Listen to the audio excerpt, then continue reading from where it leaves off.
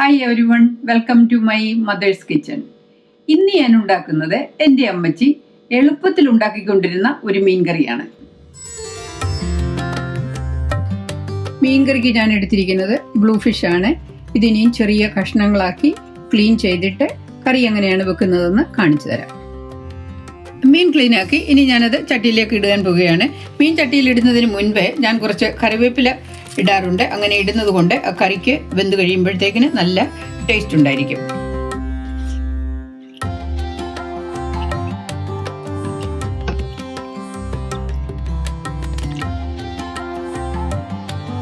ഇനിയും മീനിന്റെ അരപ്പിനുള്ള സാധനങ്ങൾ ഞാൻ എടുക്കുന്നത് 3 ടേബിൾ സ്പൂൺ മുളക് പൊടി,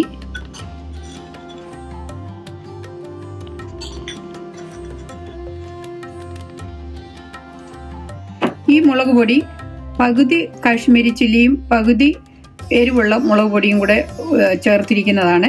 നിങ്ങൾക്ക് എരിവുള്ള മുളക് പൊടി മാത്രമാണ് ഇരിക്കുന്നതെന്ന് വരികിൽ കുറച്ച് മുളക് പൊടി ചേർത്താൽ മതി, നിങ്ങളുടെ ആവശ്യത്തിന് അനുസരിച്ച്.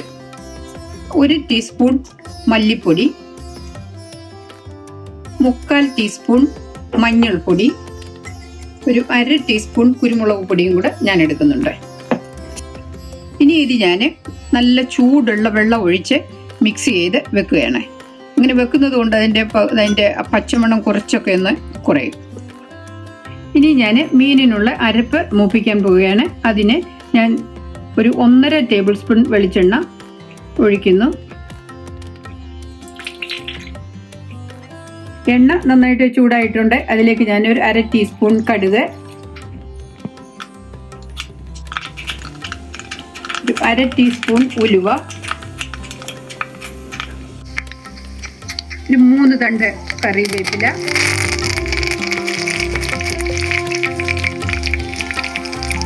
ഒരു 1/4 കപ്പോളം സബോള. ഉള്ളിയാണ് നല്ലത്. എനിക്ക് ചെറിയ ഉള്ളി ഇല്ലാതിരുന്നത് കൊണ്ട് ഞാൻ സബോളയാണ് എടുത്തിരിക്കുന്നത്, അത് ചെറുതായിട്ട് അരിഞ്ഞത്.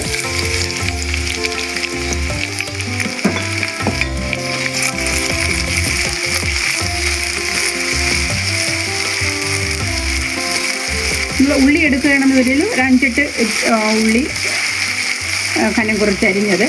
പിന്നെ അതിലേക്ക് ഞാനൊരു 3 കഷ്ണം ഇഞ്ചി, ഒരു ഇഞ്ച് നീളത്തിലുള്ള ഇഞ്ചിയാണിത്, അത് കനം കുറച്ച് നീളത്തിൽ അരിഞ്ഞിരിക്കുന്നത്.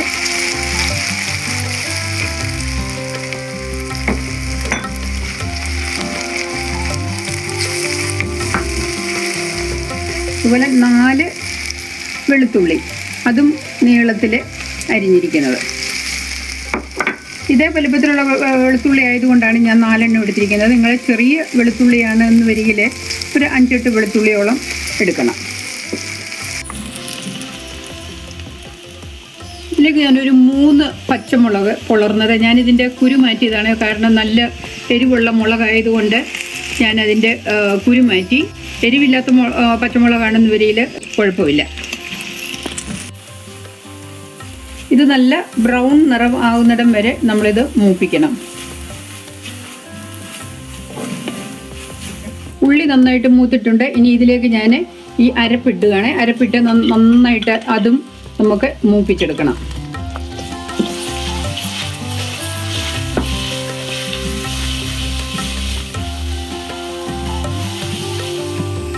അരപ്പ് നന്നായിട്ട് മൂത്തിട്ടുണ്ട്. ഇതിലേക്ക് ഞാൻ കുറച്ച് വെള്ളം ഒഴിക്കാൻ പോവുകയാണ്.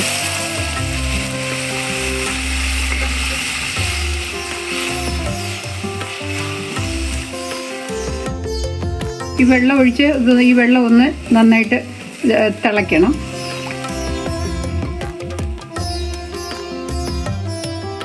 ഇതിലേക്ക് 1 ടീസ്പൂൺ ഉപ്പ് ഇട്ടിടുന്നു.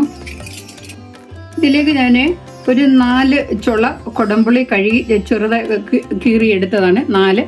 നമുക്കിപ്പം പുളി ഇപ്പോൾ ഇച്ചിരി ആവശ്യത്തിന് ഇട്ട് കഴിഞ്ഞിട്ട് വേണമെന്ന് വരിയിൽ മീൻ തിളച്ചുകൊണ്ടിരിക്കുമ്പോഴത്തേക്കിന് നമുക്ക് ആഡ് ചെയ്യുകയോ അല്ലെങ്കിൽ പുളി കൂടുതലാണെന്ന് തോന്നിക്കുകയാണെങ്കിൽ നമുക്ക് അതിൽ നിന്ന് എടുത്ത് മാറ്റുകയോ ചെയ്യാം.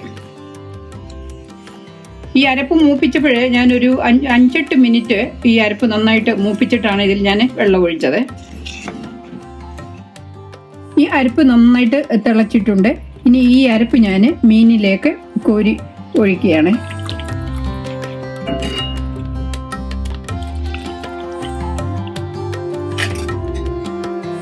ഈ അരപ്പ് മുഴുവൻ ഞാൻ ചട്ടിയിലേക്ക് ഒഴിച്ചു. ഇനി ഇത് നമുക്ക് നന്നായിട്ടൊന്ന് ഇളക്കി ഈ അരപ്പ് എല്ലായിടത്തും പിടിക്കത്തക്ക വിധത്തിൽ ഇങ്ങനെ ഒന്ന് കുലുക്കി നമ്മൾ സ്റ്റവിൽ വെച്ചിത് വേവിക്കണം. ഞാനൊരു മീഡിയം ഫ്ലെയിമിലാണ് വെച്ചിരിക്കുന്നത്. മീനിൽ വെള്ളം ഇതുപോലെ ഒരു മൂടി കിടക്കത്തക്ക വിധത്തിൽ മാത്രം നമ്മൾ ഒഴിച്ചാൽ മതി. കാരണം മീനിൽ നിന്നും ഇനിയും ഇത് വേകുമ്പോൾ മീനിൽ നിന്നും വെള്ളം ഇറങ്ങും.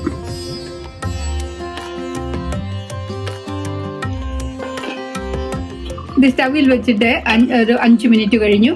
ഇത് ഞാനൊന്ന് ഇളക്കി ഇതുപോലെ ഒന്ന് കുലുക്കി ഒന്നും കൂടെ വെക്കണം.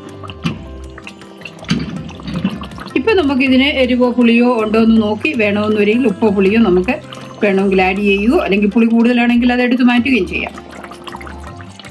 മീൻ വെന്തിട്ടുണ്ട്. ഇതിന് ആവശ്യത്തിന് പുളിയും ഉപ്പും എരിവും എല്ലാം ഉണ്ട്. ഇനി ഞാൻ ഇതിലേക്ക് സ്വല്പം കറിവേപ്പിലയും കൂടി ഇട്ട് സ്വല്പം വെളിച്ചെണ്ണയും കൂടി ഒഴിച്ച്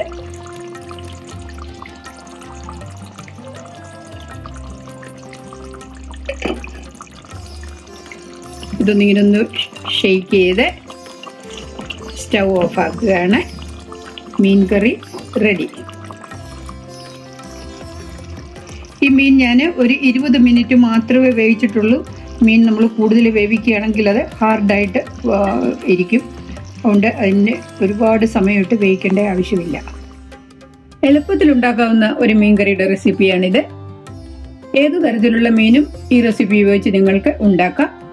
ഈ റെസിപ്പി നിങ്ങൾക്ക് ഇഷ്ടപ്പെടുമെന്ന് കരുതുന്നു. ഇഷ്ടപ്പെട്ടുവെന്ന് വരികയിൽ ഫ്രണ്ട്സ് ആൻഡ് ഫാമിലിക്ക് ഷെയർ ചെയ്യുക. അതുപോലെ തന്നെ ഇത് സബ്സ്ക്രൈബ് ചെയ്യുകയും ചെയ്യുക.